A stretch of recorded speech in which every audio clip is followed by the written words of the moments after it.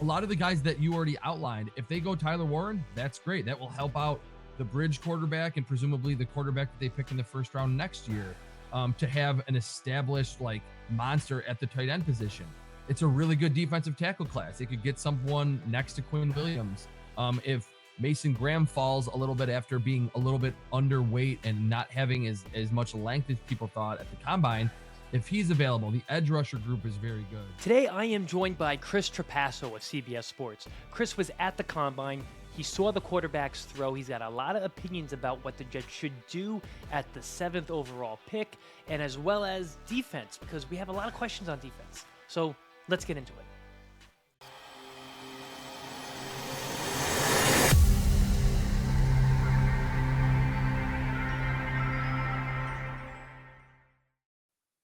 Hey guys, Future Pat here. Before we get into the interview with Chris, I wanted to quickly apologize. The microphone had a pretty serious issue with it during the entire recording process, and I didn't know that I had a problem until after the recording was over. So hopefully you guys can bear with me. I did my best to fix the audio on my side, but it still isn't that great. It's been fixed though. We won't have any issues like that in the future, but I really hope you enjoy the content that Chris brought to the channel. So thanks for listening, and let's get into it. Chris Trapasso of CBS Sports joins me today. Chris, thanks for joining the show. Yeah, thanks for having me. This is a lot of fun this time of year, talking to different podcasts from different teams to just get different perspectives on what it feels like the plan for some of these clubs will be in free agency and then certainly in the draft. So just give the viewers a quick overview of who you are, how you ended up with CBS Sports and just what you love about your job. Because honestly, I envy you because you get to do all the things that I wish I was able to do. Well, I'll say I'm very grateful for my job because I've always loved college football. It was a natural thing for me to gravitate toward the NFL draft. When I started writing, I'm like, I don't want to say like the first Bleacher Report writer, but at the site's infancy, when I was in college, I was just a national columnist for Bleacher Report, worked my way up there.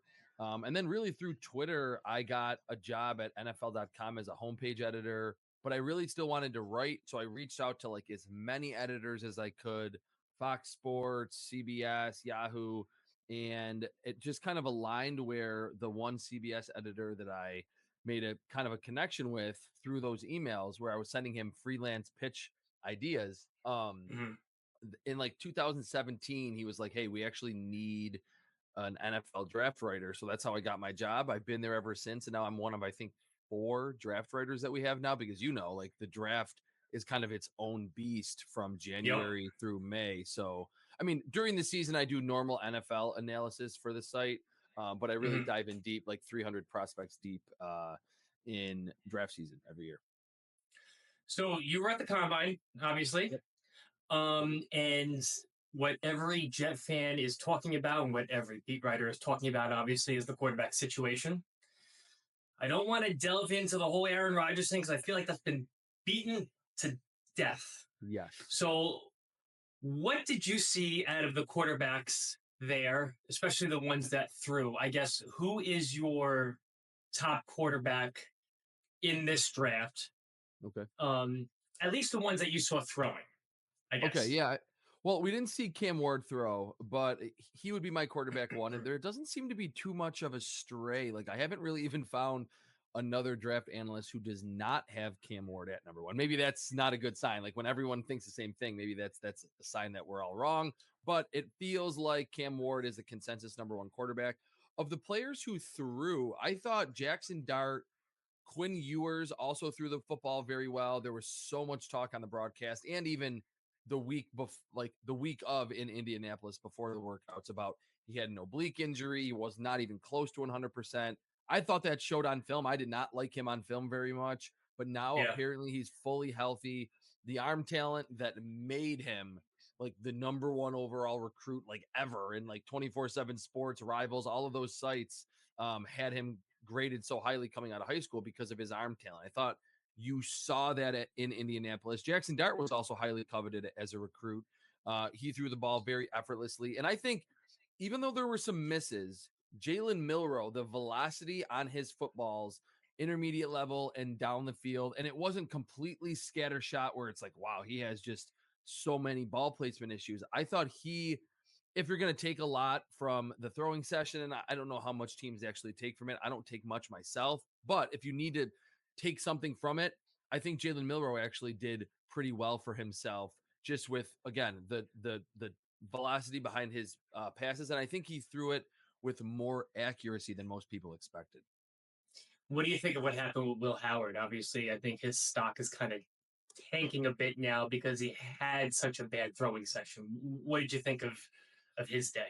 Yeah, it was not good. And he was someone that I thought on film didn't have the big time traits, and he never really showed those when he was at Kansas State or even last season winning the national title at Ohio State. But I was like, he's pretty accurate. He's gonna throw pretty solidly. And it was behind receivers, above receivers, not in rhythm, short.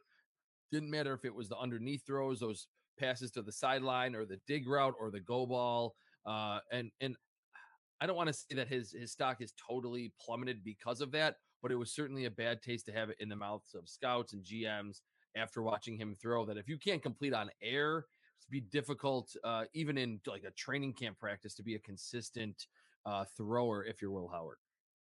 So, have you heard anything about the Jets trying to trade up? Because that's all we hear from any of the Jets beat writers. And do you think Cam Ward is worth the risk of multiple first round picks that the Jets would have to give up if they were to move from 7 to 1?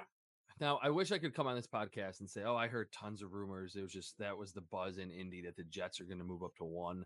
I know how flashy that would be. I didn't really get any of those. That doesn't mean that it's not going to happen. And of course, the Jets beat writers probably have their finger on the pulse of those type of decisions or rumors more than I would. It was more Giants because they're desperate, and potentially the Raiders because of the connection that Shedeur Sanders has with Tom Brady, that new owner of the Raiders, or partial owner. And in terms of your second question, I don't think Cam Ward would be worth a team going from 7 to 1. And like you're mentioning, give up multiple first round picks. I kind of had to go far back for this comparison. He reminds me a lot of David Garrard, where he's not a tremendous athlete, but he can make some plays if you need him to. Not someone with a huge arm, but it's not going to be lower than the threshold that teams have for their starting quarterback today. Accuracy, pretty good, not great. Not a huge quarterback either. I think he's going to be and can be a quality quarterback, but not one that I would mortgage the future for. And in most cases, if you're getting, of course, a Jaden Daniels, and I even think of still a Caleb Williams, a quarterback that has those big time traits, that was super productive in college, it of course is worth it to trade multiple firsts to get him. I just don't see that with Cam Ward. If you were to rank Cam Ward against last year's class, where would you put him? Because I'm hearing he's below like JJ McCarthy. Okay, so I wrote an article on this, and this is coming from just my own evaluations. I believe so I did the 6 quarterbacks from last year's first round, and then Shedeur and Cam Ward. I believe I had him 5th. I believe I would have had him ahead of Michael Penix. I was a little lower on him, and very closely graded to Bo Nix. Now, Bo Nix had from a 30,000 foot view, a fantastic rookie season. I watched all of his snaps. I had to do this project I did every Tuesday where I graded the first and second year quarterbacks. I wasn't as enamored with the individual play from Bo Nix. I thought Sean Payton did a tremendous job getting guys open. There weren't a lot of, high degree of difficulty throws from Bo Nix, but that's the kind of player I think you can get with a Cam Ward. Bo Nix caliber, and Bo Nix was more of an athlete and maybe had a little bit of a stronger arm, but I would have him at either 5 or 6, somewhere in that range, based on the group of 8, 6 last year and 2 this year.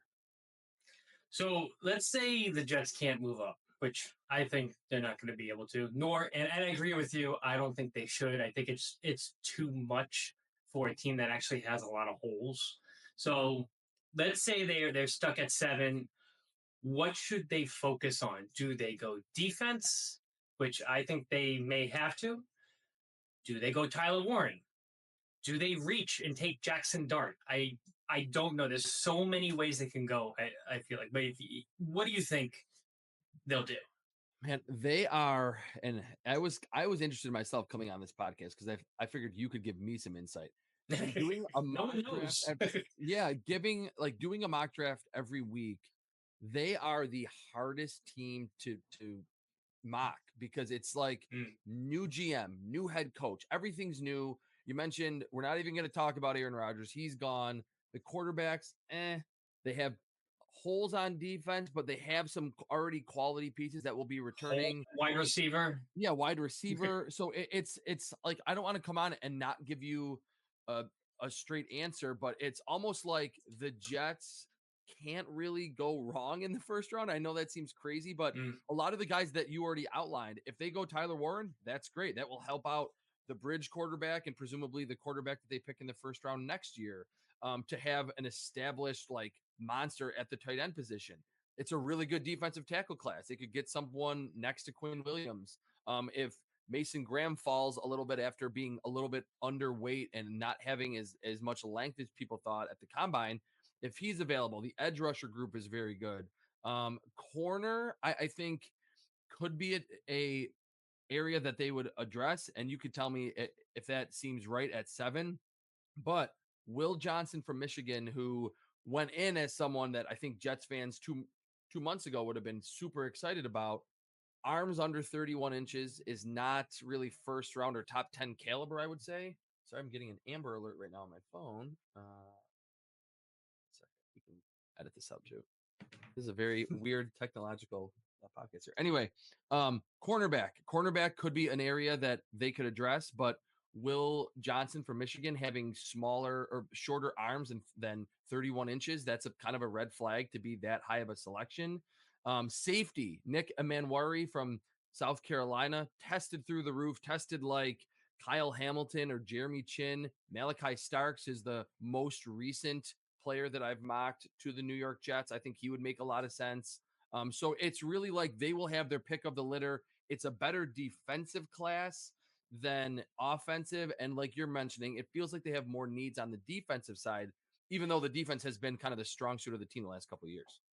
Yeah, I mean, from a quarterback perspective, I think they have a plan. Just I don't think anybody kind of knows what that plan is. I think they've identified someone that they want to get, but we just again don't know who that is. And I think Aaron Glenn, being a defensive-minded head coach, is certainly going to look at this defense and realize the holes there.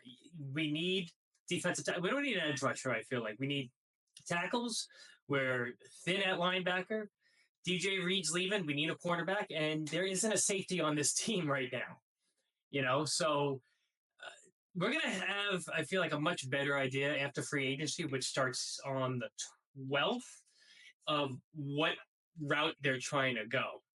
I hope that they get a veteran in here and then possibly take a quarterback maybe in the 3rd round, someone developmental that they could work with, maybe McCord out of Syracuse.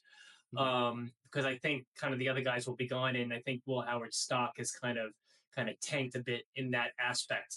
So do you think it's more likely than to take a quarterback in the later rounds, sit him behind Tyrod or sit him behind someone that they get in free agency? I feel like that's more the Yeah. route.